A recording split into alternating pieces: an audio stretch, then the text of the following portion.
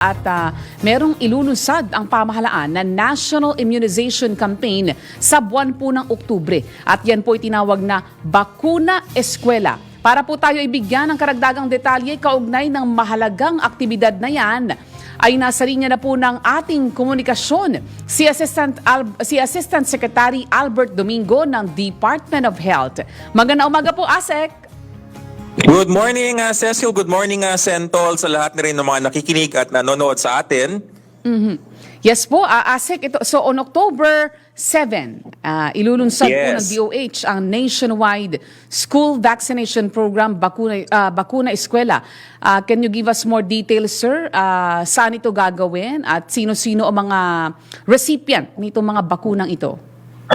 Tama yan, Cecil. Sa October 7, nalapit na. Meron tayong Bakuna Eskwela kick-off event. No? Ito lamang yung una sa maraming sunod-sunod mga kampanya kung saan ang mga bata sa grade 1 at sa grade 7 at ang mga batang babae sa grade 4 sa loob ng mga public school ay magkakaroon ng pagkakataon, magkaroon ng libreng bakuna para ang kanilang mga magulang iwas pag-alala. Ano yung mga bakunang ito? Yung measles, rubella, tetanus, tsaka diphtheria, yan ay ibibigay dun sa ating mga chikiting na grade 1 and 7. At ito, Cecil, yung magandang balita.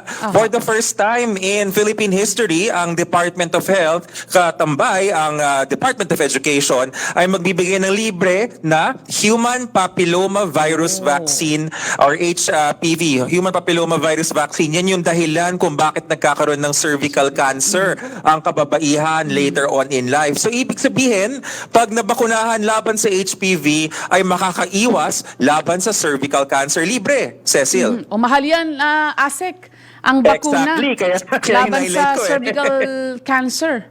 Opo, pero yes, exactly. libreng ibibigay ng pamahalaan. 10,000 hanggang 15, depende sa pagbibilhan mo ang bakunang yan. Oho, 10,000 per per injection. Pero libreng ibibigay po ng pamahalaan.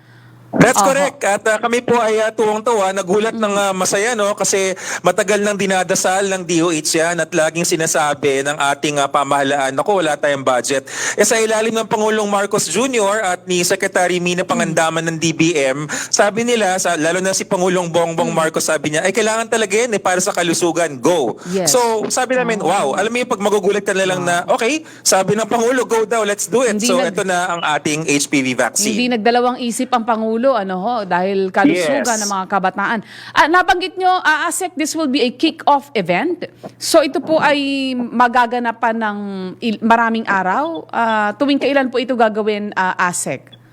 Yan, magandang tanong yan, Cecil, at kailangan ko pa mag-homework kasi hindi pa nakarating sa akin yung schedule. Opo. Pero ang alam ko is yung event, yung mismong kick-off lang. Tama, kick-off lang yan, panimula, pero may patuloy yan. Yung mga specific na araw in all public schools, yan po yung hihingin ko pa yung detalye and I will give updates. But definitely, it will not stop on October 7. Kasi, Cecil, hinahabol natin yung target. Sabi nga ni Sected kahapon, he is looking at around 1.5 to 2 million children, yung mga grade 1 and 7 at saka yung grade 4 na babae.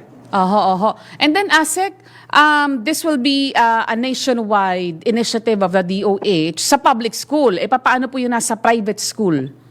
Ayan, maganda tanong yan. At kami rin ni Sec bilang mga lumaki sa private, no? Parang, paano naman yan? Tayong mga nasa private, nagbabayad tayo. So sabi ni Sected, hindi naman pwedeng gano'n. Dapat may tulong rin ng DOH. For now, mauuna muna yung ating public school children kasi sila naman po yung, in general, mas nangangailangan sa ating private school children.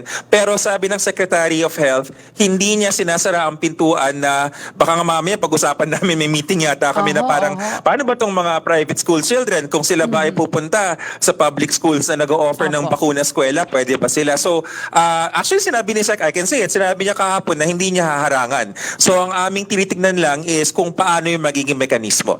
Yan, ASEC. So, babalik, another round of interview, ASEC, para dun sa mechanism, para dun sa may mga interesado, saan sila pupunta, ASEC, ano yung dapat nilang. At saka, one more thing, ASEC, yung parental consent. Ayan, paano pala Ay, yung oo. aspetong yan? Opo.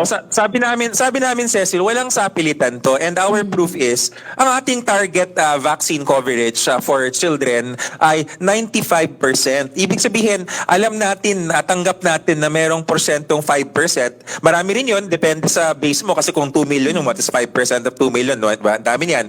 So, ina-anticipate natin na for various reasons, including religious freedom or yung iba baka may medical reasons na talagang hindi pwede dahil immunocompromised or something like that yung problema nila, no?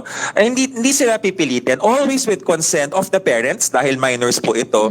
Pero ang sabi nga namin is, mga nanay at tatay, sana po maintindihan natin na napakalaking daanin na natin diretsahan, tipid. Bakit tipid? Kasi yung libre na bakuna ay libre, 0 pesos, kumpara sa libo-libong cost of care kapag ikaw ay na-hospital later on. At daming mga sakit pwedeng iwasan ng bakuna. At saka siguro, Asek, para lang mapawi yung pangamba ng mga magulang, matagal na pong proven na ligtas itong mga bakuna para sa tigdas, rubella vaccine, tetanus, and diphtheria, and including yung para sa anti-cervical cancer.